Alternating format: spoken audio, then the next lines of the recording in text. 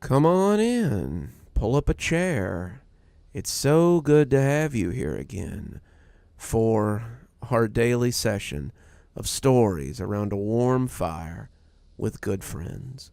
Welcome to Cozy Horror with me, Dr. Plague. Today, we're going to be reading some great stories from some great writers that aren't yours truly. So, let's fall into these great tales and give these talented men and women the respect and the attention that they so deserve. This first story is from our dear friend Ambitious Gast, a longtime friend of the channel, and it's a classic that I know you all think quite highly of. It's called A Voice from the Vents. Enjoy. I remember when playing behind my house was an endless exploration of imaginative adventures that could only further inspire my 8-year-old mind. Many times I was a barbarian warrior, like Conan, lopping off hands with my enchanted tree branch. The evil beasts conjured up in my mind stood no chance against my strength and wit, my lust for action and romantic adventure. However, I now realized just how close my world was to intertwining with the Sumerian, his fiction. For many years, the tales of sword and sorcery described monsters of unfathomable terror. Oh, such only brute force and unwavering mind of a fearless warrior could encounter and hope to defeat them. I was not this warrior, yet my discovery of a hidden terror seemed to be destined for me to find. For when I wandered off the set path which led from mine to my grandparents' house, I stumbled across a shaded patch of forest with a small, murky pond at its center. The area was dead quiet, save for the crunching of dead leaves beneath my feet and the occasional nerve-wracking pop of breaking twigs. I remember a slight fog over the water, more like a vapor dissipating, as if the pond was boiling. Yet, being an ignorant youth, I reached down and touched the surface and felt it was very cold, so much so that I drew my hand back in surprise, only to begin violently wiping my fingers on my clothes, for the liquid was like some sort of sticky alcohol. With the commotion I made, I heard across the water a soft rustling that seemed to be heading around the pond in my direction, but I stopped once I glanced towards it. For all my fear of the sound, my eyes suddenly came across a shape in the center of the pond. It was like a pale, smooth limestone, yet from it came a small, delicate trail of bubbles, escaping from an unseen pocket of air. Stupidly, I started to lean forward, squinting for a better look. I fell, my body submerging in the cold burning of the foggy liquid.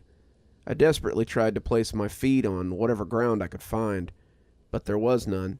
I kicked and thrashed towards the surface, not wanting to open my eyes for fear of the liquid blinding me. Suddenly, I felt one of my feet strike something hard.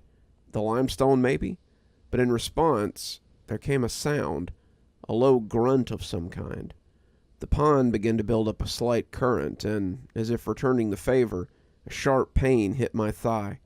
I screamed into the mysterious water, and put all of my effort into reaching the shore of what now seemed to be an infinite ocean. I was no longer Conan as I breached the surface.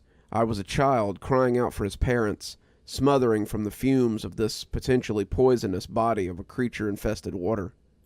I climbed out after what seemed an eternity of an unwaking nightmare, and refused to look back as I ran from the pond. I expected to hear the sound of a monster breaching the pond's surface, but the silence of the dark woods remained unbroken. The vapors of the dry liquid trailed behind me as I desperately made for the familiar path. When it was in sight, I felt the calmness of familiarity which caused me to slow my pace. The world was luminous with the summer evening, and the creatures of common knowledge went about their business, ignorant of what I had found. When I reached home, I wondered if I had only dreamed up another fantastic story in which I had encountered the pond. There was no scent of the strange water, no more burning on my skin, but the fear in my heart returned as I looked down at my torn jeans and spied a coagulation of blood from a long scratch on my flesh. I hurried inside and tossed my clothes into the hamper, showering for good measure, unintentionally earning praise from my mother for being on top of my hygiene. I told my parents nothing about the pond or the scratch, but I couldn't completely hide my fearful glances to the window facing the edge of the forest during dinner. The question didn't come. All was normal within our house, which made me more and more at ease, as well as conscious of my illogical perception. The evening went on with my dad and I watching reruns of Star Trek, while my mom read one of her awful Amish-based novels in the lamplight. I look back on this time to comfort myself, given what was to follow. I was tucked into bed by my loving parents. Being an only child at the time, I was coddled quite a bit. The bedroom was alight with glow and dark stars, posters of Star Wars, shelves of action figures ready to defend me while I slumbered. The light of my aquarium and the shadow of the angelfish gliding on the wall eased me into a near doze, until the bubbles from the pump caused me to open my eyes in fear. Suddenly, as if responding to my fearful pondering, I heard a scratching in the vent near the right side of my bed. A soft clinking followed by breathing, as if something small was making a great effort to get through the grate. I was terrified. My hopes that my imagination from my playful excursions of the day had overtaken my senses were dashed. Yet the delusion refused to let loose its prisoner, which was my sanity. I knew I had to face it to prove its non-existence, so that logic could once again have dominion. "Hello?" I asked of the darkness. Immediately, the noise ceased, and in my mind's eye, I could see a rat scurrying away in fear of its discovery. But it was my contribution to this fable that was dismissed instead. "You found it, boy," came the whisper of a tiny creature behind the grate. My eyes welled with tears at the sound. I was about to call out to my parents when it continued. "All this time I tried to keep it hidden from the short nose, and a runt such as yourself seems compelled to find it and wake it up." The voice was irritated, yet it also contained fear in its reverence. "What was it?" I asked, in a trembling voice. My aquarium bubbled quietly, reminding me of the pale shape in the pond.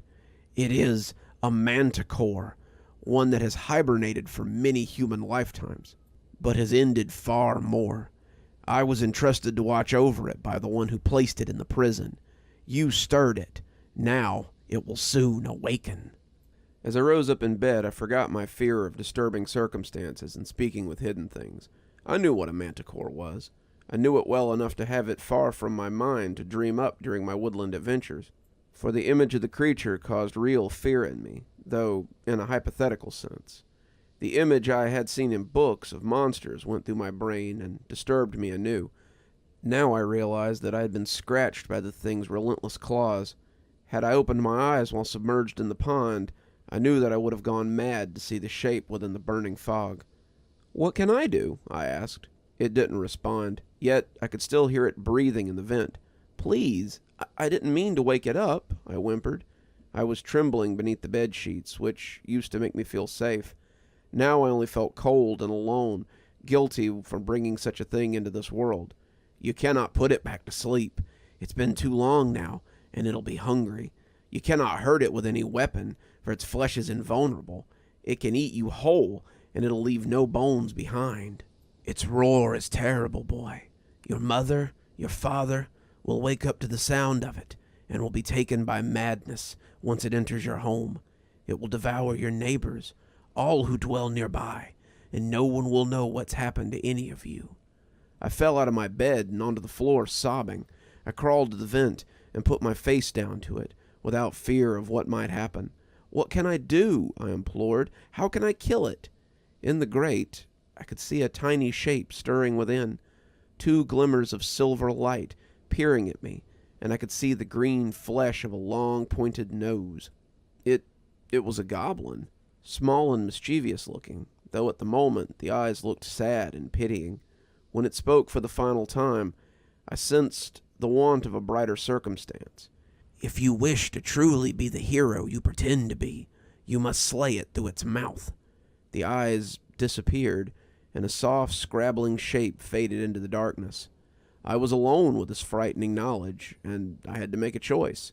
Should I return to my bed and risk waking up to the roar of the manticore, or did I face it that very night in the strange waters that it lay beneath? I was a child. I was scared, but I knew I couldn't let my family and my neighbors be devoured because of what I had done. I dressed, grabbed a flashlight and a small family picture propped up on the table next to my bed, then quietly went to the kitchen and grabbed the largest knife from the rack.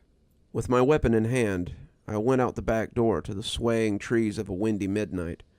I started up the path with an empty mind, neither allowing terrible imagery nor doubting logic to hinder my strides. I wasn't brave, but I wasn't foolish. I simply was.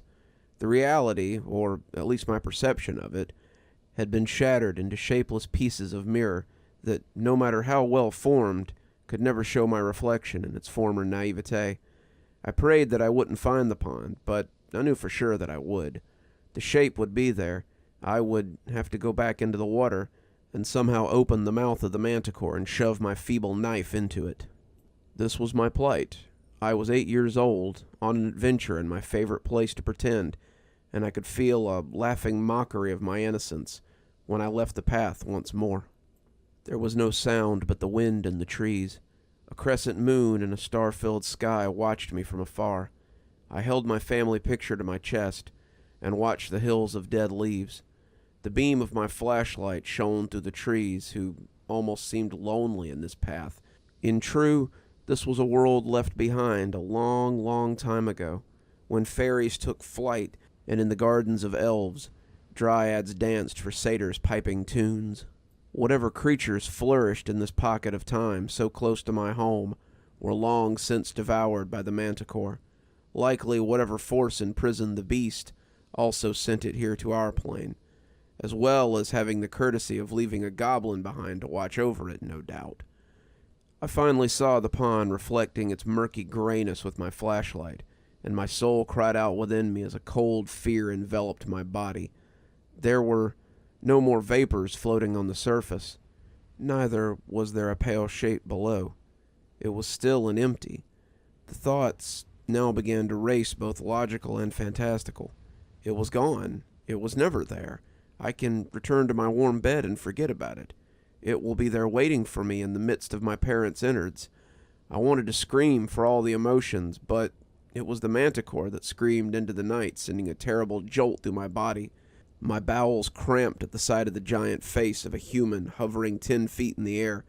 The paws of an enormous lion's body thudded to the ground, the wings on its back flapping a gust that almost made me topple over.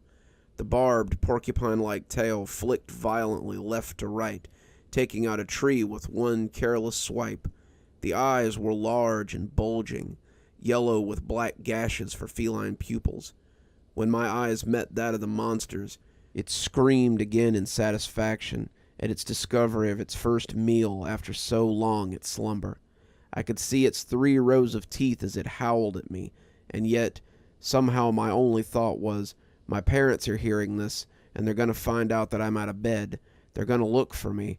They won't find me. I've been swallowed whole. When the manticore reached out to me, it stopped and gazed down at my tiny form and did something that finally snapped me out of my insane stupor. It grinned. The monster was grinning at my fear. The teeth were sharp and yellow. The stench of its breath broke through each of them and made me almost vomit. Stagnation of time, the willingness of its stomach acid to return to its labor. The manticore was ready to indulge itself. It breathed in through its nostrils, then opened its mouth and slowly came down over my head. Yet, somehow, instead of succumbing to terror, a white-hot hatred took over. I was offended at how weak it perceived me. I was irritated at how much of a bully this thing was. This freak of nature had thrown its weight around eons ago and eradicated the peaceful world in which I lived. I refused to let this happen again. Not to my family, my neighbors, and certainly not to me. I stepped on the first layer of its teeth and stabbed the knife into its tongue. It screamed and began to try to close its jaws on me, but I had already climbed further in and now sank my knife into the roof of its mouth. The beast thrashed its head, trying to sling me out, but I kept climbing further in, slicing and stabbing all the way through. I remember the barbarous man of action that I pretended to be, and I embraced it fully, burrowing deep into its throat, spitting blood from my own mouth as I climbed. By the sudden change in its equilibrium, I could tell it had fallen to the ground and was struggling against the pain. I pressed my feet against the back of its throat and shoved my knife deep into its skull. I couldn't penetrate it, so I began to cut upward as hard as I could. Its screams were deafening, but I knew that it could hear my laughter as I sliced and mangled without mercy. Suddenly, I was drowned in cold, burning water from the pond, along with fresh screaming as it mingled with the manticore's wounds. I lost my knife in the flood, but not my footing, or the family picture in my hand. I kissed it, then smashed the glass in the frame and shoved it into the open gash as hard as I could. The monster bellowed and suddenly began to whine pitifully. The thrashing ceased, and the water flowed inside until I was completely submerged. I began to swim out of the mouth, fearful of the teeth, but desperate to get out. My eyes burned horridly, and all the vision I had darkened from the night, so I felt my way past the teeth to the surface.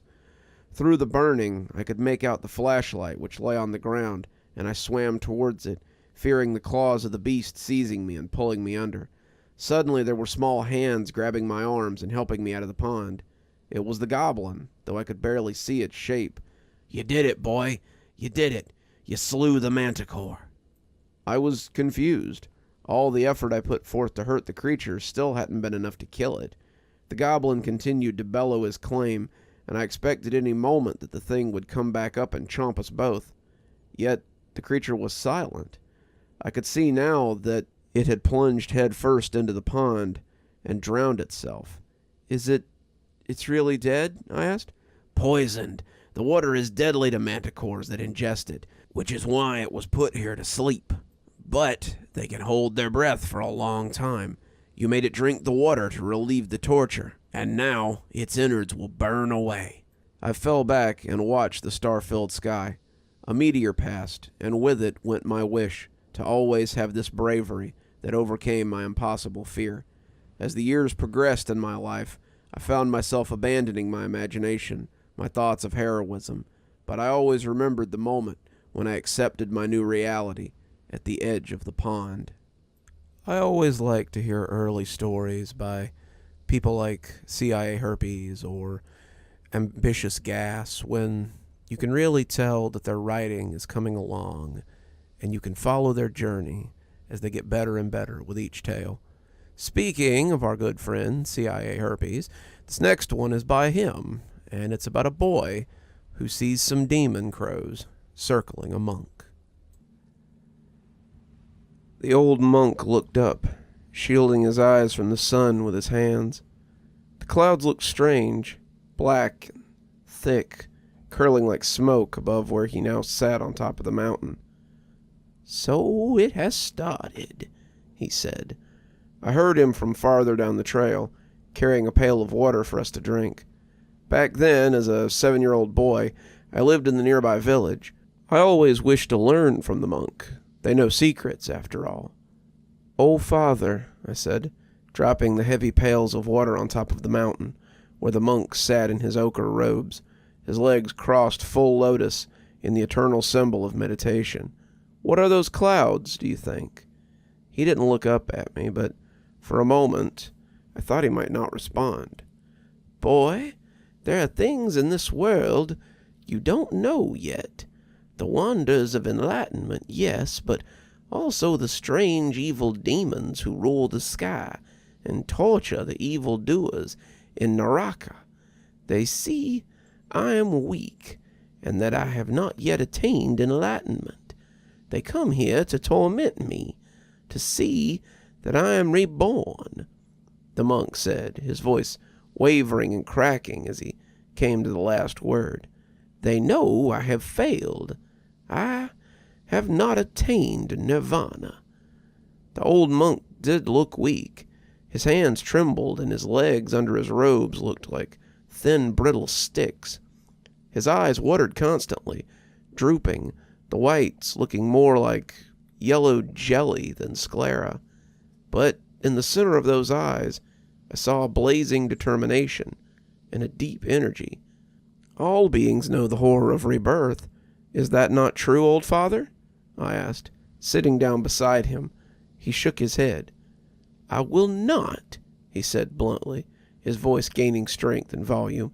I will not be reborn. This cycle must end. This is my last body.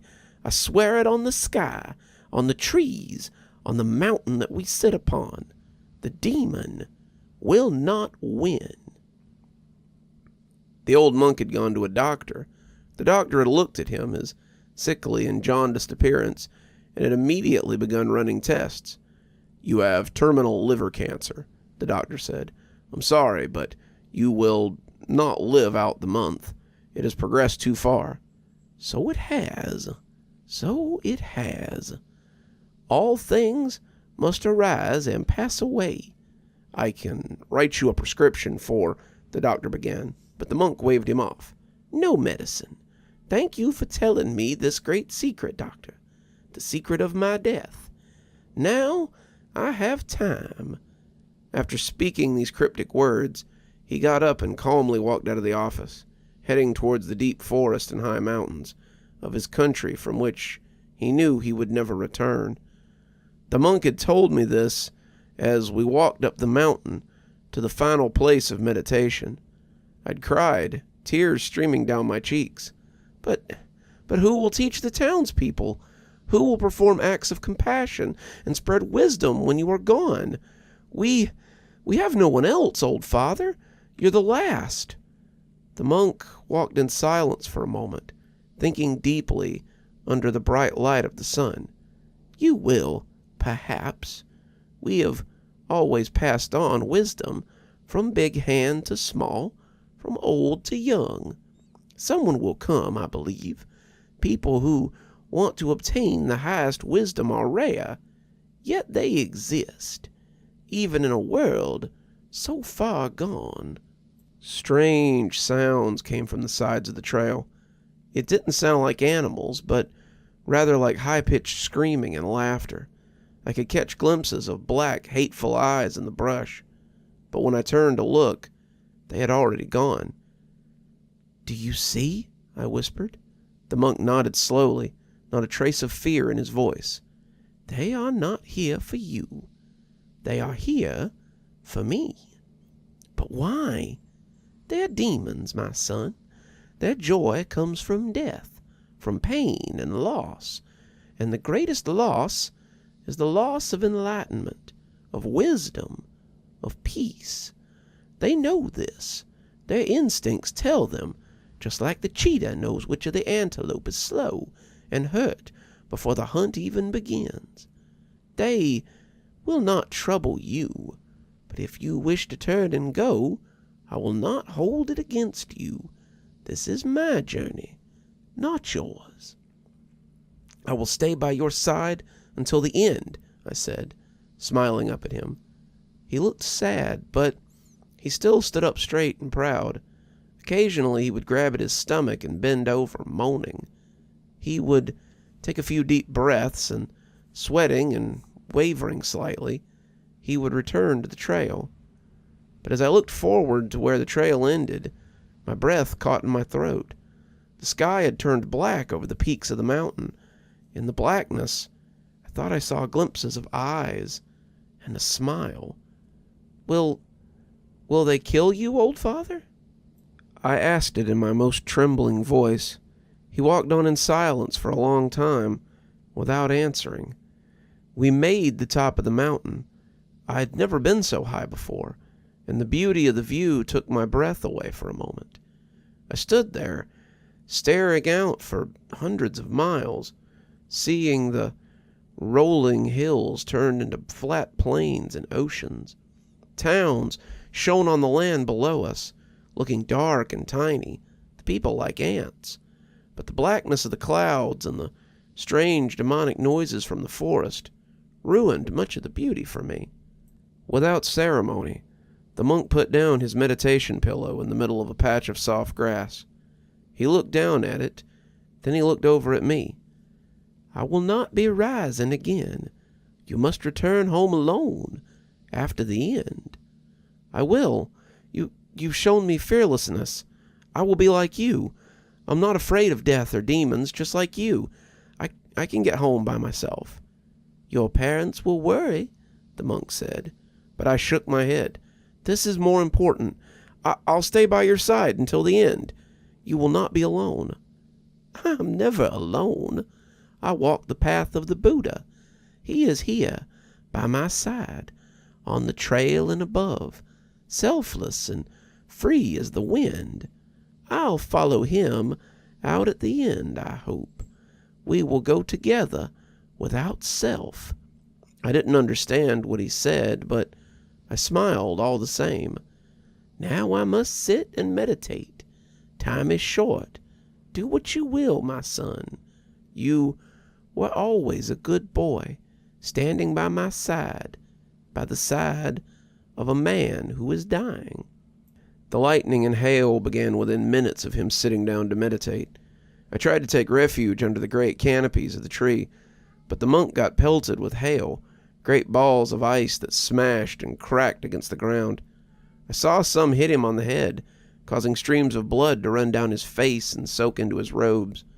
Yet he never reacted, but breathed slowly in and slowly out, concentrating his mind on the final goal. As the storm worsened, lightning began to strike the top of the mountain.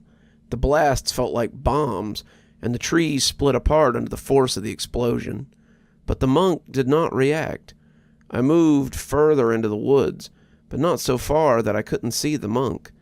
I stood there, huddled and shaking, wondering why I'd come so far, and yet when I looked at the clear, calm face of the monk, my doubt disappeared. "He's alone, dummy," I chided myself when the terror grew too great. "Would you leave him to die? Stay with him until the end. Let him know that at least one person cares for his life." But the storm didn't end. It grew more intense, and from the darkness of the sky above, I saw many eyes looking down on the monk. They looked upon him with hatred and hunger, as if they wished to eat him alive. From the forest below I heard many footsteps. There was great laughter, demonic and low. From the trees I saw abominations emerge. On the trail and the paths they walked. I'd gone to the edge of the forest, but I could look down the mountain and still see the old monk. They looked mutated and sick, the demons below. Their skin had great gouges, blisters and cuts, maggots and pus pouring out from each wound. Some walked on 2 legs, others on 4, and they bit and clawed at each other as they walked, some snarling or shrieking, others laughing and chittering like hyenas on the prowl. The old monk, by this point, looked bloodied and hurt. The hail and the chunks of the trees from the lightning had hit his body over and over. From dozens of deep wounds, the blood trickled down his robes. But his head wasn't bowed, and he emanated peace. "He's bloodied, but his head is unbowed," I said to myself, thinking. It seemed to have great relevance, but I couldn't understand why. As the demons approached, the lightning began to strike closer and closer to the monk.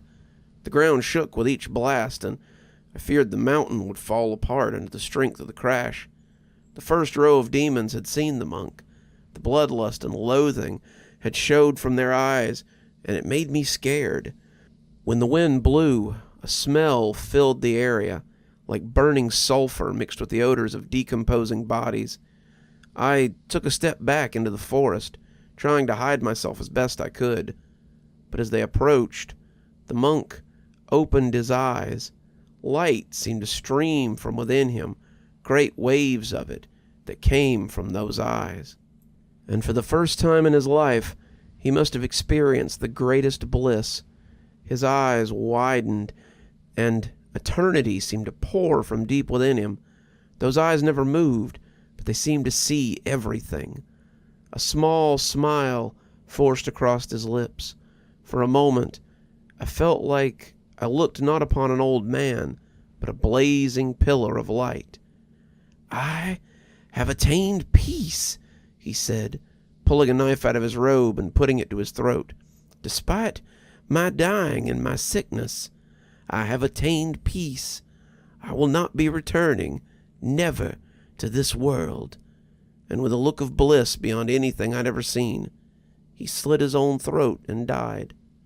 At the moment he died, the black clouds and thunder and demons receded, and I found myself standing under a bright summer sky, alone with the corpse of a man who would never return.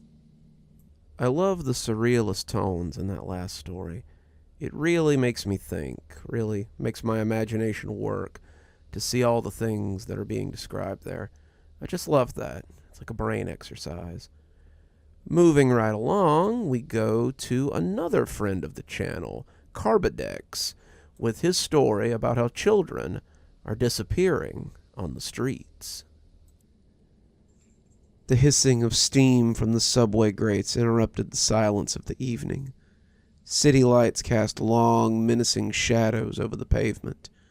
Right in front of me, a missing child poster flapped in the breeze. It had been plastered over a lamppost, rain-washed, and barely clinging to it. I had seen that face before. Street vendors sold questionable food, with grease pooling in the grill tops. A thin wisp of smoke emanated from the cart, blending with the city fog. At that hour, only the brave or the foolish roam the streets. "I told you," a voice sneered, breaking me out of my reverie. I turned to see Marco, an old friend from high school. "Children go missing here every damn week." "And?" I glared. "And nothing," he laughed, taking a drag from his cigarette, the orange glow illuminating his face in a sinister dance. "Just stating the facts." I'd come back to the city after years abroad. Upon my return, the rumors had started. Whispers about children who'd vanished into thin air, never to return. The rumors were suffocating, and their impact on the community was palpable. "Third kid this month," a woman murmured to her friend as they hurried past, clutching their bags tighter, casting suspicious shadows at anyone who dared to make eye contact. "I heard it's a man," said a homeless guy, propped up against a brick wall, a tattered hat placed in front of him with meager coins. "Tall, wears a hat, stalks him, he does." Marco scoffed, exhaling a plume of smoke. "Urban legend. Every city's got one." "Then explain the disappearances," I retorted. He shrugged. "Maybe they ran away. Maybe it's a trafficking ring. Who knows? It's the city. Things happen." My fingers itched to slap the indifference from his face, but the seed of fear had been planted. I started seeing the missing children posters everywhere. Lampposts, bus stops, the mouths of alleyways. One evening, while walking through the park, I saw a group of kids playing. The setting sun cast a golden hue over their innocent faces, their laughter echoing, forming a dark contrast to the tales of horror that loomed large. In the distance, a silhouette stood watching, a man in a hat. I squinted, trying to get a better look, but the figure melted away, almost as if he had never been there at all. The fear grew. Every time I'd heard a child's laughter, my heart would race. Every shadow, every whisper, every creak became a harbinger of doom. The nights were sleepless, the weight of a dark city, secrets that pressed down on me from everywhere. One night I was taking a shortcut through an alley, the familiar sound of children's laughter sending shivers down my spine. I strained my ears, trying to locate the source. It seemed to be coming from an old, dilapidated building, its windows boarded up, a relic from the long-ago past. Against my better judgment, I approached, feeling an inexorable pull. As I neared the entrance, the laughter grew louder, more distinct, but eerily off somehow. It sounded distorted. The front door creaked open, revealing a dark hallway. From within, the giggles continued. My feet moved of their own accord, leading me deeper into that abyss. Each step echoed a rhythmic beat that only seemed to amplify the terror coursing through me. A dim light at the end of the hallway beckoned. The room it led to was bathed in an otherworldly glow. At the center stood a massive mirror, its ornate frame decorated with grotesque faces. The reflection, however, was not my own. Instead, the faces of the missing children stared back, their eyes hollow, their smiles twisted in eternal torment. "Help us," they whispered in unison. From the shadows, a tall figure emerged, the brim of his hat casting a shadow over his face. "Another one for my collection," he mused, his voice dripping with malevolence. I tried to move, tried to scream, to do anything, but my feet were rooted to the spot, paralyzed by an unseen force. As the figure approached, the room grew colder, the children's faces in the mirror growing more desperate. The man's hands reached out, inches from my face, and suddenly a blinding light filled the room, a cacophony of sound, sirens, shouts, the distant wails of a child. The spell was broken. I turned and ran, and never looked back. But the nightmare was far from over. I burst into the open night, gulping in the chill air, the neon city lights blurry through my tears. The horrifying vision in the building was imprinted on my mind.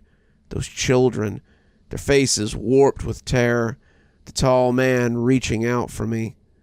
The sirens grew louder, reverberating through the empty streets, only to drown out when I stumbled into Marco, a concerned expression replacing his usual indifference. "What happened?" he panted, grabbing my shoulder. "I followed you when I saw you enter that building." But I could only point back to the cursed structure, my voice a mere whisper. "He's in there." Marco's eyes darted to the building, then back to me. Without a word, he pulled me away, ushering me towards the brighter parts of the city, away from the echoing laughter and the haunting shadows. We found ourselves in a 24-hour diner, the sterile fluorescent light seeming alien after the night's events. I narrated everything, and Marco listened intently, occasionally sipping his coffee. "You're lucky to have gotten away," he muttered, tapping his fingers nervously on the counter. "There are legends, you know, of the man in the hat. They say he traps souls, feeds on the innocent." "But why children?" My voice wavered, and the passing waitress shot me a worried glance. Marco sighed. "Children are pure, their energy's untainted. And urban areas, they're hunting grounds, filled with distractions, making them easy to prey on." Dawn approached as we decided to notify the police. Their skepticism was palpable, yet the consistent disappearances provided some weight to our story. They agreed to inspect the building. What they found sent shivers down my spine, and even the most seasoned officer was rattled a little. Inside that room was the mirror, the atmosphere thick, stifling. The walls were lined with old photographs, each displaying a missing child, their eyes vacant. In the center stood the grand mirror, but it was ordinary now, reflecting nothing but the grim faces of the officers.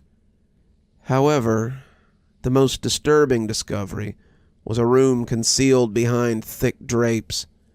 Inside, a maze of strings connected pinned pictures, notes, bizarre symbols, each thread intertwined, leading to a single image in the center, a sketch of a man in a hat.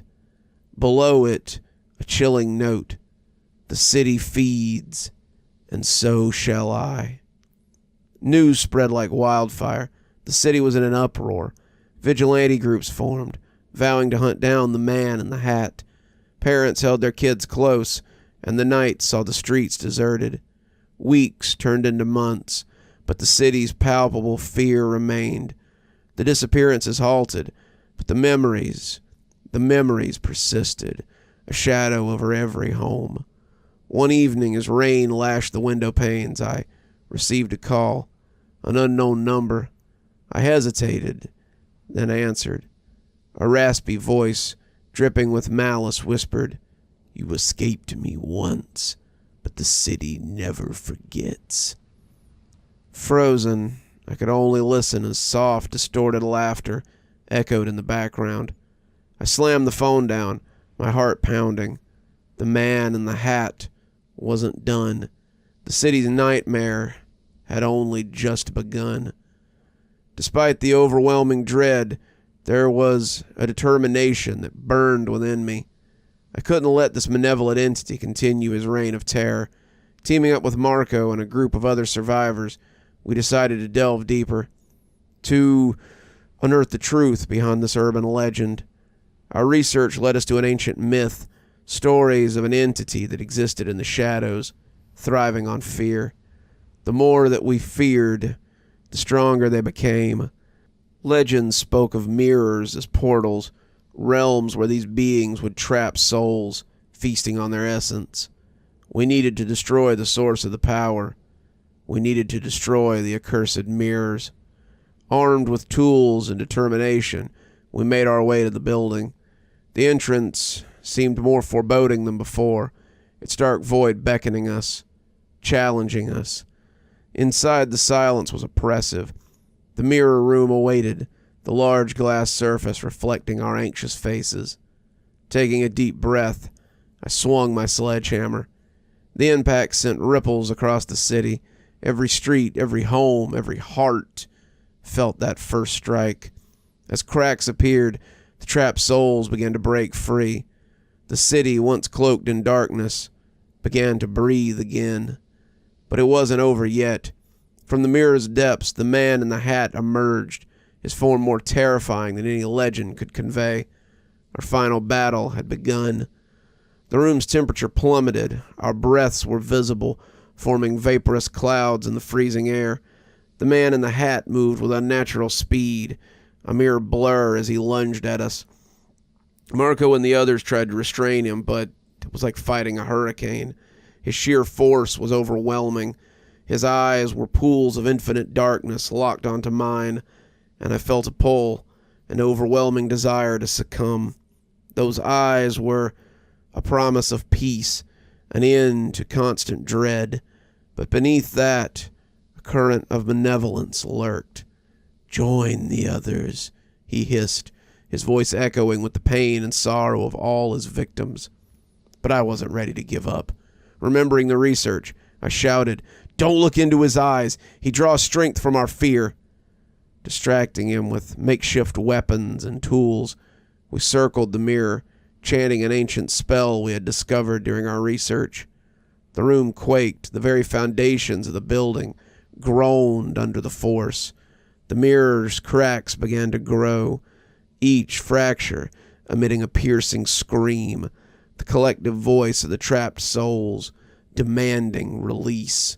The man in the hat, his strength waning, tried to retreat into the mirror, to escape the onslaught, but our chants grew louder, drowning out his anguished cries.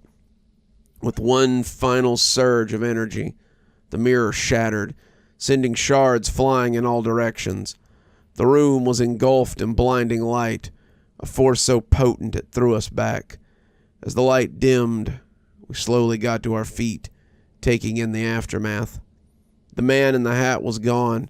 In his place was a pile of ashes and a worn-out hat lying on the floor, marking the end of that ancient terror. The walls, once lined with haunting photographs, now displayed blank frames, their tormented occupants finally free. Exhausted, we made our way out, the first rays of dawn painting the city in hues of hope. The streets, for the first time in months, echoed with genuine, joyful laughter. Children played without fear, families reunited.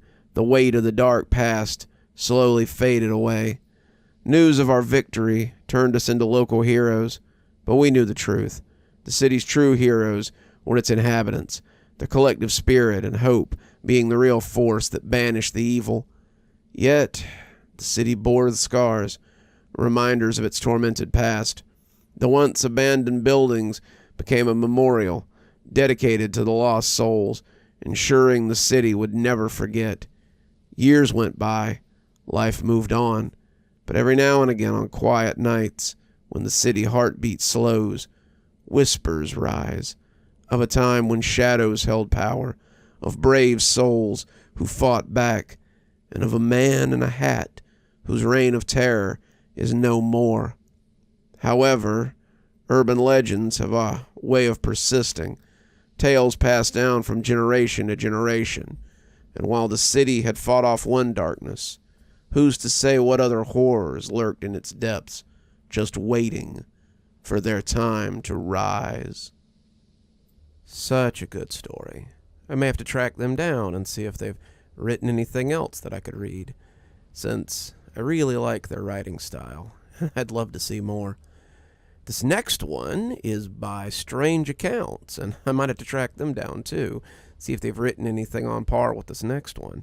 It's about a murderous doll in the woods named Clickity Clackity, and it's one of my favorite stories, and I hope it's one of yours. I know it sounds silly, but has anyone ever heard this old poem about the Clickity Clackity? I don't know if it's just something from my small town that they kept alive or what, but I've been trying to do some research about it for the last few weeks. I haven't come up with much, and I'm looking for help. Honestly, at this point, I'm really begging for someone who has some information on this thing to step forward. But this is the poem I'm talking about. In these woods there lives a puppet. It sits and watches all who pass, with eyes of coal and teeth of rust, with skin crackling and full of crust, with wiry limbs, brittle as spent glass. It moves with subtle creaks and cracks. So if you're ever in the woods and see a puppet sitting near, do not look at it, no matter your fear. Just pretend you're okay. That's truly all I can say. In these woods, there lives a puppet.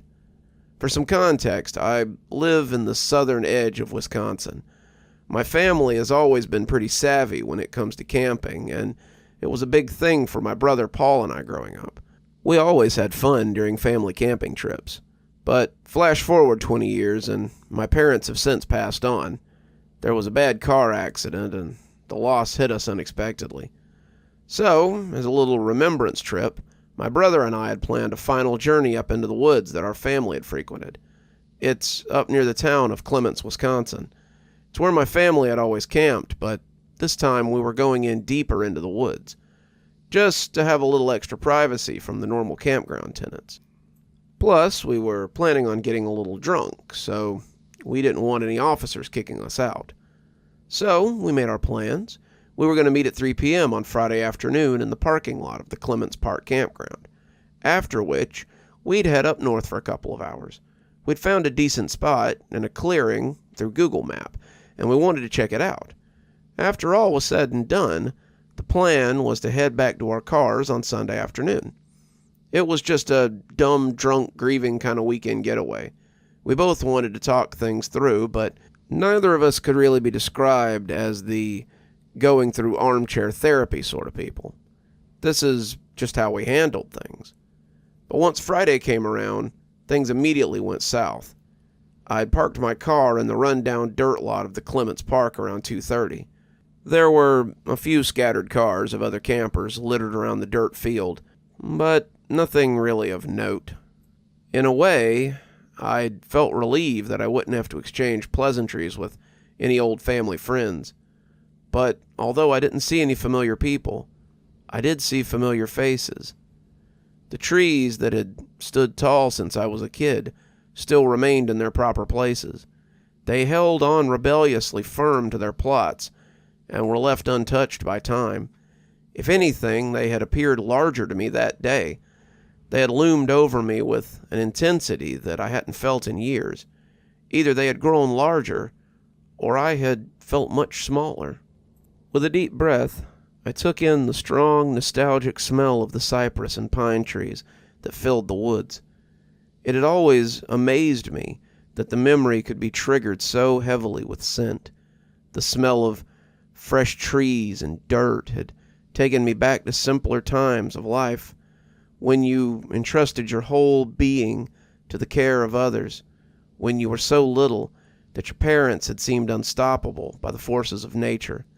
You felt carefree because your parents could protect you. You never had to worry about yourself. Now that I was an adult, I knew that whole premise was faulty from the start. When death arrives, it arrives. It doesn't matter how much experience or wisdom you have. It has always, and will always, take what it wants. After a few minutes, I checked my phone and saw 2 unread text messages from Paul. He wrote that he was going to be a few hours late due to work, but told me to just go ahead without him. He said he'd meet me at the clearing sometime in the evening. I remember feeling disappointed in him. I know it wasn't his fault. He had a rough job. But this was supposed to be our time together. Our time to BS and get everything off our chest. I knew that at the end of the day, there was nothing I could do about it. I just thought, whatever, and kept moving about with our plans. I walked behind my rusted little Honda Civic and popped open the trunk. What was inside my beaten-up sedan was worth more to me than my entire life's work.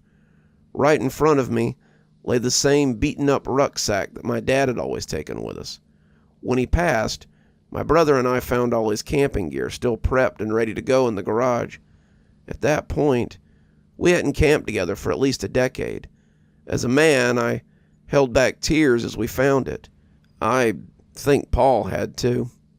"Hey, Dad," I remembered saying as I picked up the heavy bag. "We're going on another trip together. Paul will be here soon." I looked towards the dirt path leading deeper into the woods and knew it was going to be one hell of a trek forward. It was pretty well known in our town that the trees in Clement's woods weren't exactly easy to travel through. There were thick patches of dry rotted tree limbs that had entangled and knotted around each other. One bad foot placement, and you'd end up snapping more than just tree limbs. With that in the back of my mind, I started my journey. The first thing you have to pass through is the standard campsites. They were full of beat-up trailers and half-assed tents. We called most of the trailers out there the regulars. They pretty much lived out there during the summer. They were good people, just a little odd. Once you got past most of them, you finally hit the start of Clement's Trail. It's less of a sanctioned path and more of a dusty foot trail.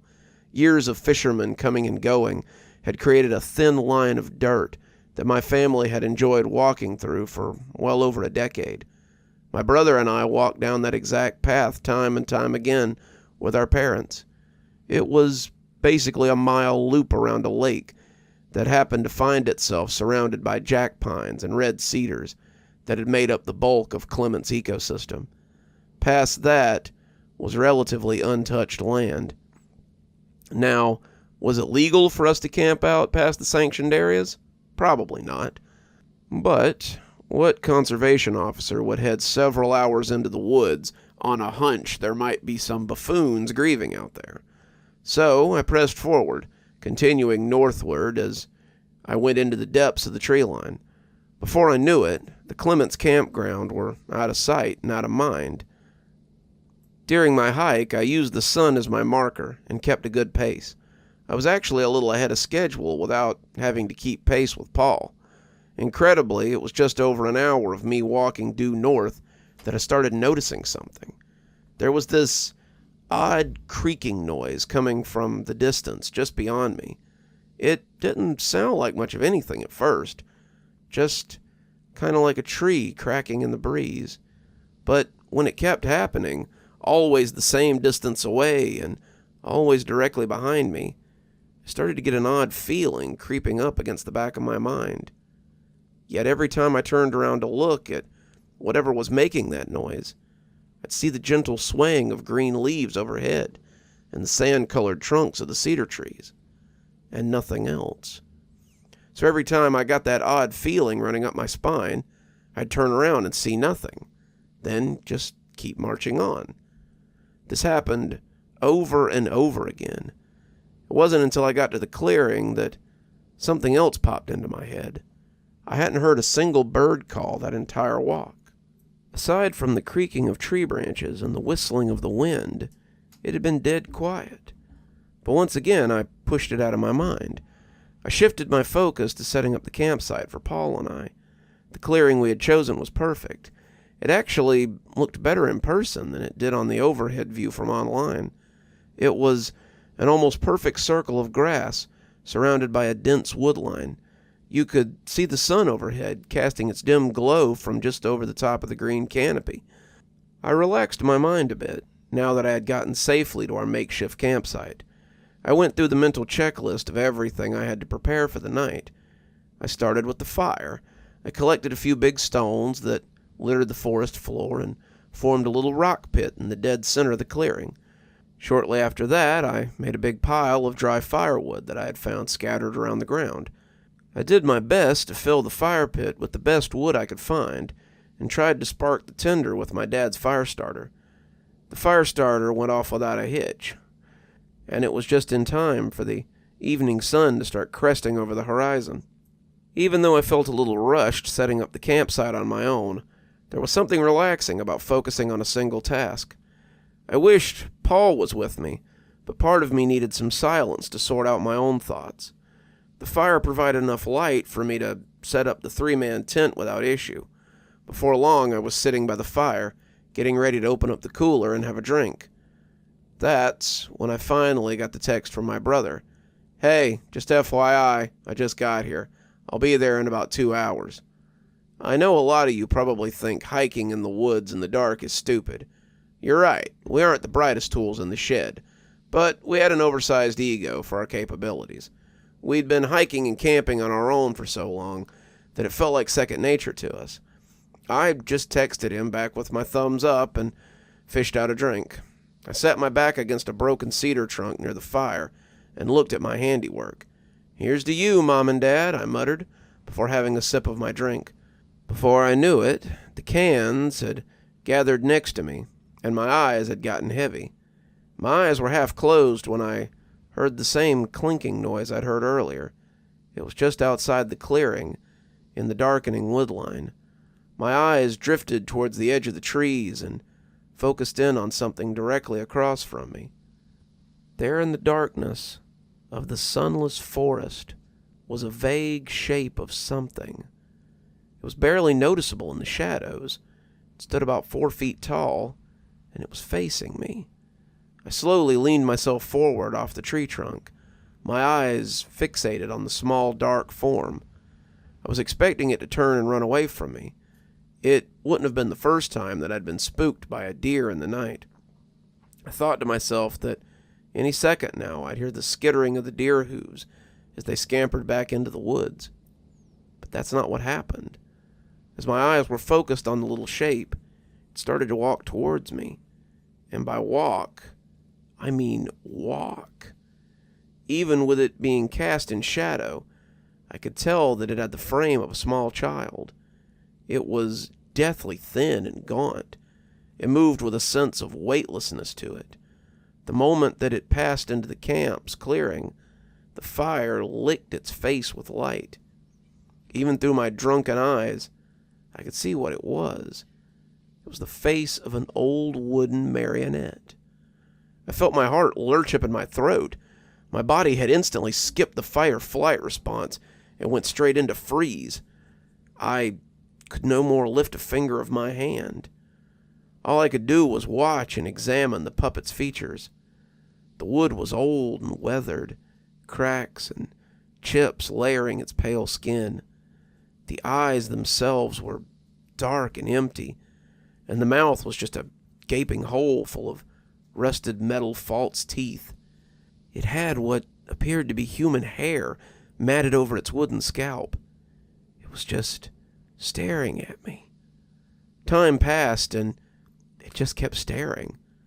I worked up enough courage to slowly slide my hands towards my flashlight. I slowly aimed the bulb towards the thing at the edge of the camp and flipped the switch. Immediately, the puppet shot its hands up in the air and jittered its way towards me. Loud cracking and popping of aged wood filled the campsite.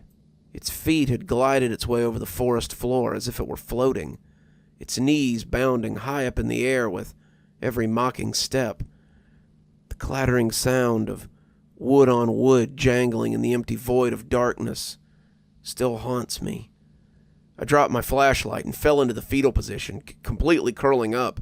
My subconscious told me that I was already dead, and my body had totally given up in response. I counted the seconds in my head, waiting for whatever nightmare was about to befall me. But it didn't. I lay on the forest floor in a tight ball for God knows how many minutes. Eventually, I worked up the courage to take a glance at my tormentor. Through my fingers, I peered into my campsite, praying that the thing would be gone. But the puppet was still there. It was now halfway between the fire and me. The wind was blowing against its hardened skin, creaking its body ever so slightly with every gentle gust. Out of its mouth came a light clicking noise, almost like an infestation of woodworms, all calling out. What do I do? I remember repeating in my head, what do I do? Then I remembered the poem from when I was a kid. I remembered what it said. Just pretend you're okay. So I slowly sat up and kept the puppet in my peripheral vision. It turned to face me, but I did my best not to pay attention. You're at camp. Act like you're at camp, I silently recited to myself. I noticed that the fires of the fire pit had begun to dim. I needed to stock the pit again before the light went out completely. I looked over to the large stock of dry wood I'd collected earlier. I thanked God that I'd been smart enough to make a pile before sitting down for the night. The timber couldn't have been more than 10 feet away from me, but when I went to take a step towards the dry wood, my legs nearly gave out from under me. I was shaking bad. I heard the puppet begin to creak its way back up behind me. Maybe it noticed my fear. Maybe it knew I wasn't acting right. My intuition was flaring up in my mind like red-hot coals, that this thing wasn't just something I could run from. I had to play the game.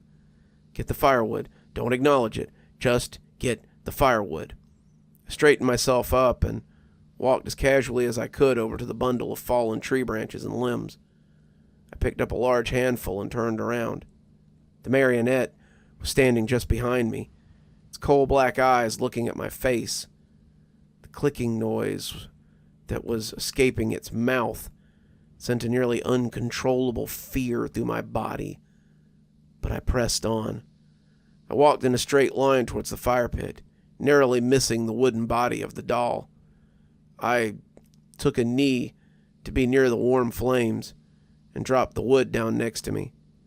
Handful by handful, I placed the branches in the pit. The creaking of the doll had made its way over to my side as I stoked the flames. I glanced down at my thigh as the doll placed its thin, rotten hand against me. At that moment, I wanted to jump up and run away as far and as fast as I could, but instead I ignored that feeling. I ignored it as the tears welled up in my eyes. I took a stand near the fire and gathered my strength. I closed my eyes and took one last breath of night air before walking over to the tent. As soon as I walked into it, I zipped the door closed behind me. I saw the silhouette of the puppet standing right on the other side of the plastic sheeting, illuminated by the fire behind it. I finally cried. In hushed tones, I cried as long as I could remember. I went to look at my cell phone, let my brother know not to come down there, to tell him to go back to his car and get the conservation officer out here as soon as he could. But when I reached for my pocket, it hit me. I'd left my phone outside near the broken tree stump. I glanced back out at the shadow just outside my tent. It was facing me. It felt like it could see me through the thin layer of fabric that lay between us. I tried to gather up my courage to walk outside my tent and grab the phone, but I couldn't. I just sat there in my tent until I heard footsteps walking up to the campsite. "Hey, Jules, you up?" I stayed silent as Paul called out to me. "Sorry I'm late, but..." "What the hell is that?" he gasped. I heard the panic in Paul's voice. I watched the shadow as the puppet turned to face him. Its arms and legs jerked violently in the air. Paul turned as fast as he could and ran out of the clearing. The puppet followed him with impossible speed. It glided, its dangling, flailing limbs in the air as it began its chase. Not even a minute later, I heard a horrified yelp, then complete silence. I stayed in the tent all night, numb, broken, defeated. I just continually ask myself why I didn't say anything, why I didn't do anything. By the time morning came, I had left camp, picking up my phone and trying to dial Paul over and over again. There was never an answer. I left everything I brought in that exact spot. I never went back for it. I left those woods in a half daze that I've never recovered from. Before I knew it, I was back in the campground. I contacted the officers in charge of the area, and they conducted a search. They refused to listen to anything I had to say about what I'd seen. But the thing is, they didn't just dismiss it like I was crazy. It was like they'd already known what had happened and had refused to acknowledge it. We never found my brother. I could never take another walk in those woods either. I left the searching up to the police and the local volunteers. But what I can do is ask a question. Does anyone know anything about the old Clickity Clackity story? Almost time for so long there, kids. But we're going to finish out strong with a story by M. Clark 77 talking about a strange place that we all visit sometimes, an odd place, a dark place. Enjoy. Are you really that afraid of the basement? My boyfriend asked, almost casually, putting on his button-up shirt. I glared back at him. You're seriously going to bring this up now? I'm getting ready for brunch, I said grumpily, pulling on my bra. He shrugged apologetically. Look, I'm sorry, okay? I just want to know why, especially if it's such a big issue. We can talk about it whenever you want, but I'd really like to talk about it eventually. His tone was calm, filled with sincere concern. I sighed. I felt my annoyance slip. I'd been avoiding the subject for so long. I really didn't want to bring it up, but Timothy had been so great. We'd been living together for over a year now, and he'd been very patient with me and my phobia of dark places. I don't just mean I'm afraid of the dark. I mean I go into full-on panic attack mode and start tearing up the walls with my bare hands and fingernails and teeth if I even get closed into a dark place. It makes going out at night or doing anything normal, like going to the cinema or the planetarium or a bar or a club, very difficult. I have a nightlight in every room in my apartment, and so plenty of backups, plus the flashlights, the candles, the lighter, pound of fresh batteries of all sizes. Of course, my smartphone can also function as a flashlight. I could go on, but suffice to say, I'm surrounded by as much light as possible. This was also why we were meeting Tim's parents for brunch in broad daylight, and not for dinner. Never dinner. I didn't leave the house once it got too close to sunset. I mostly drive wherever I need to go. Taking public transport is too risky, and I don't travel very much or very far. I also can't go into a bathroom that has no natural light and nothing but motion sensor-based lights. If they go out for just a few seconds, my heart races, my blood boils from fear, and my lungs burn with panic. I scream and run, crying usually until I'm back in the light. I'm very lucky to have Tim around.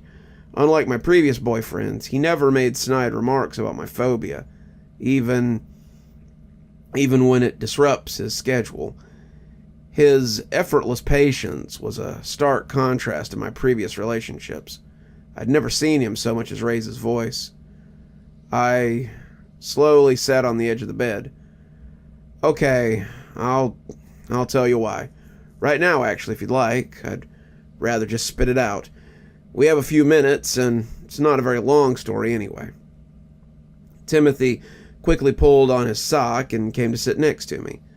I looked at him and then looked back down at the bed.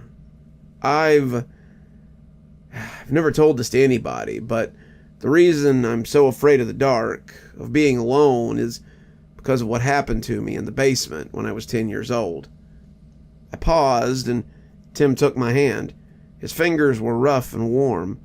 I'd never had issues with the dark or the basement or anything like that before. One day my mom asked me to go down and fetch the laundry from the dryer. So I've been down in the basement of this house 1,000,000,000 times, and I think nothing of it at all. The door creaks loudly, just like normal as I open it. I lazily walk down the steps and was busy messing around with my new Walkman when I suddenly heard the door slam shut behind me. I yelled and was plunged into darkness, so pure I thought I'd gone blind.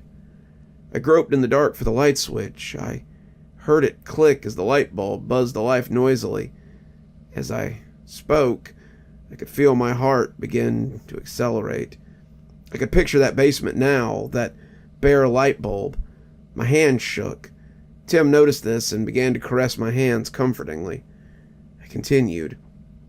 The basement wasn't that big or fancy. Nothing but bare concrete. We used it to store some old furniture and photo albums. Of course, we kept our laundry down there, too. I was a bit spooked by the door slamming, so I decided to get the chore over with fast. However, as my bare foot left the last step and touched the cold concrete floor, the light bulb glowed. It glowed so brightly that it burst. I screamed from fright, and I was just plunged into darkness again. It was so quiet that the distant sound of my parents or brother now extinguished. All I could hear was my own breathing. I paused again to catch my breath. It's been a long time since I told this story. All the memories that came with it filled me with terror. I moved in the direction of the laundry. I waved my hands in front of my face, but I couldn't see anything. I knew that there was a flashlight in the drawer of the desk next to the dryer. I took a few tentative steps, expecting any minute that I would feel bright pain as it exploded through my hip as I bumped into the desk. I never did, so I started taking bigger steps. The hairs on the back of my neck stood up. I realized that something was horribly wrong. I should have been on the other side of the room by now. A few steps after that, I should have been on the other side of the wall. Before I knew it, I was running. No, I was sprinting. I was hoping to be lucky enough to slam hard into the wall. It would prove my nightmare was a fake, but the wall never came. I ran through cold darkness. Then I heard a voice. Soft whisper. It was the voice of a man. There's nothing abnormal about his voice at all, but it gave me goosebumps.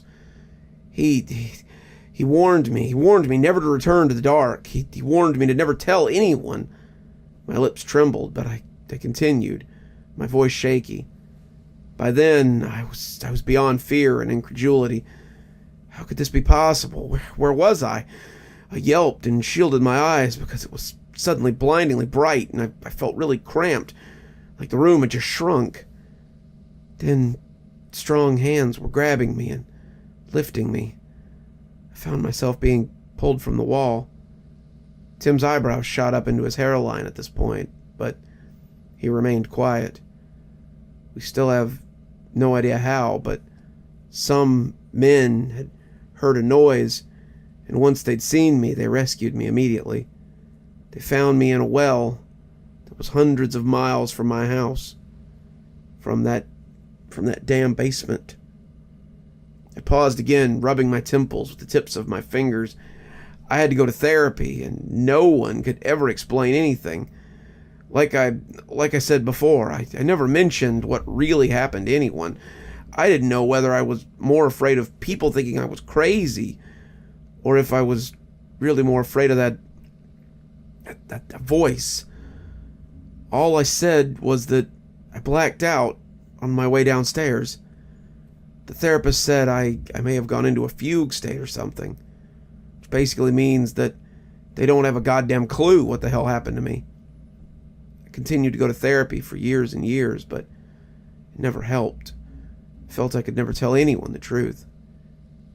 Anyway, it all ended up in the papers, and my family and I had to move to a whole new town. After that, it was just kind of swept under the rug.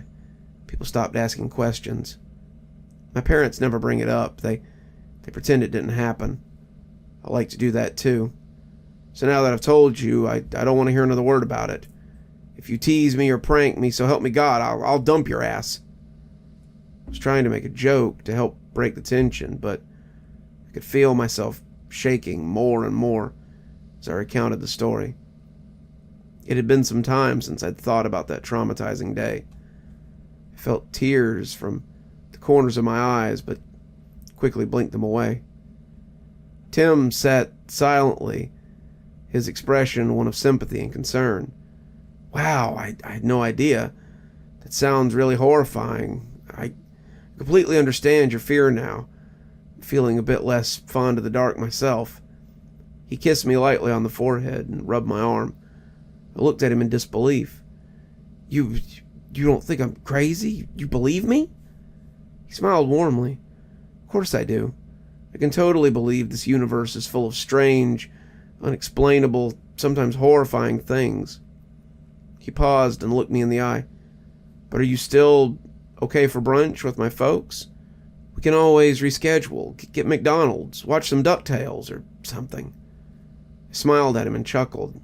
It's tempting, but no, we've booked a table and everything. Besides, it's too short notice now to cancel. Let's get going, okay? I feel okay. It was a long time ago. Tim glanced at me in a way that showed he was wholly unconvinced, but he yielded. All right, my dear. I'll just take the trash down quickly. Meet you downstairs. A few minutes later, I had my makeup on and was waiting downstairs on the ground floor. Tim had left ahead of me to take the trash to the refuse bin in the basement, and I'd expected him to be waiting for me already. But he wasn't there. I frowned, confused. Was he still downstairs? Why was he taking so long? I tried to keep my panic in check, but as the minutes ticked by, my heart began to thump loudly. No. There's no such thing as the dark place. There's no such thing as the monster in the basement. I stammered to myself softly as I tried to force the panic back down into the recesses of my stomach. He's I couldn't end that thought. What if by telling him the truth I put him in danger? The voice had said not to tell anyone. I thought that he would only be angry at me. But now I'm starting to think otherwise. My blood was electrified with terror as I took a small step towards the stairs. The stairway was curved so that the door was hidden. I cranked my neck and peered around the corner. The large metal basement door was shut. Tim, is everything okay? My voice shook slightly as I spoke, but it was firm and loud. Silence pressed against my ears. I pulled my phone out of my bag. With the tap of a button, a small but bright flashlight switched on and illuminated the hallway. I turned the flashlight towards the stairs. With shaking hands, I took a step forward, started to descend. I halted after 3 steps. I felt dizzy now. Tim, this isn't funny. I'm really freaking... Then I heard him. Kara, I tripped and hit my head. I heard him groan in pain. I think I twisted my ankle. I really need some help. My fear instantly dissipated. Tim was hurt badly. His voice sounded really worried. If he'd been unconscious this whole time, he'd need serious medical attention. Shit, why had I waited so long to go check on him? Of course, there was no such thing as monsters. I hurried down the basement stairs and grabbed the door handle as I pulled it open. Complete, utter darkness pressed up against my eyes. I felt an unnatural coldness in the air. The basement door swung back and slammed into me so hard I felt myself fly through the air. I hit the ground hard and yelled with pain and surprise. The impact knocked my phone out of my hand and I heard it smash off as the light went out. What the hell? I stammered, my head swimming with confusion. Timothy, I whispered into the pure darkness. I was sitting on the hard, damp floor, which was the only other thing I could sense, besides the horrendous cold, my soft sobs and the musty smell. Then a gloomy light bloomed to life. My jaw dropped open in horror. It couldn't be possible. There, many yards in front of me, too far to be possible, a single bare light bulb was hanging. Its light was cold and small. It looked almost exactly like the light in my old basement. As I looked down, I yelled and began to wail loudly. Lying in the pool of light beneath the bulb was the mutilated, bloodied corpse of my dear sweet Timothy, the man who I had loved more than anything, the man I'd wanted to marry, the man who always made me feel safe, the man who knew exactly how I liked my coffee and pancakes. His gray eyes were empty as he stared at me. Gone was the perennial warmth and love. His body was covered in deep scratches, and blood soaked his clothes. Oh my God, he was dead. He was dead. Guilt, terror, pain, all kinds of things washed over me. Tears poured down my face, and I yelled incomprehensibly, pleading for someone to help. Without warning, another identical light bulb appeared before the first. My whimpering paused. Then again and again, my eyes widened with terror. Soon hundreds of lights were blooming into existence, like frigid miniature stars. The line of lights made a beeline towards me, with the final bulb flickering to life above my head. I heard the sizzle and hum of its electromagnetic field. I was frozen with terror. I had no idea what to do. My eyes burned with tears, and I squinted. Suddenly there was a loud pop. A bulb had exploded, and I shouted with fright. I gazed down the line of lights and gasped. At first all I saw were the shards of broken glass and the remnants of the broken bulb above. It had been the bulb right at the far end. My gaze shifted. A humanoid silhouette stood beneath the broken bulb. My heart stopped dead. No. I moaned softly, my brain unable to process the terror. Then the next bulb in the line burst, and the man instantaneously stood beneath it, one light closer to me. I screamed with fear and found myself clambering to my feet. I had to get out of here. As I struggled to stand in my panic, I heard another loud pop as the next bulb blew. Then the next one exploded. Suddenly all the bulbs were exploding, one after the other, louder and louder. I saw the silhouette get closer and closer, as swift as a shadow. No, you stay the hell away from me, I screamed as bile forced its way into my mouth. My heart screamed from panic. As I turned, I heard a soft, raspy voice say, "We warned you." Tears flooding down my face, I groped wildly for the basement door. I could feel someone standing right behind me. I yelled in delighted surprise as my hands grasped the door handle. I heaved the door open and ran screaming up the stairs. As I got out of the building, I continued to run and scream as I welcomed the feel of warm, sticky summer air on my skin. I'd never been so happy to see the calm blue sky and the vicious midday sun. I ended up being taken to a hospital by a bunch of cops who'd seen me yelling and crying as I ran down the street. My face, my clothes were covered in dirt. My knees and elbows were scratched, but otherwise I was unharmed. I didn't dare tell them the truth. Instead, I said I'd had a panic attack, triggered by going down into the basement to find Timothy. The police searched the whole building, but the only thing they found in the basement that proved Timothy had been there at all was the trash bag he'd taken down. This time, the police have no leads. I miss Tim so much. I feel a numbness where he should be. I keep expecting him to just be around the next corner. His parents refuse to answer my calls. On the other hand, my parents won't stop calling.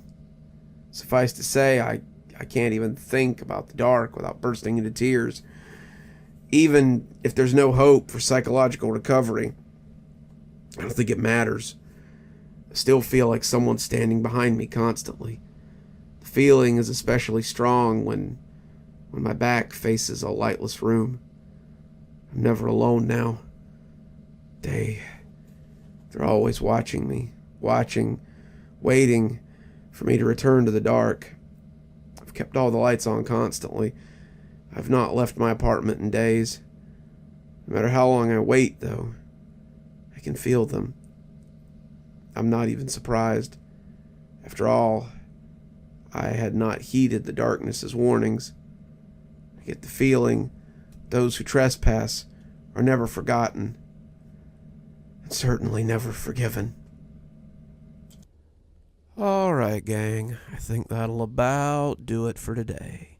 But I hope you've enjoyed this episode of Cozy Horror with me, Dr. Plague. Come back next time for more great stories, and I hope you have a wonderful day and a spooky evening.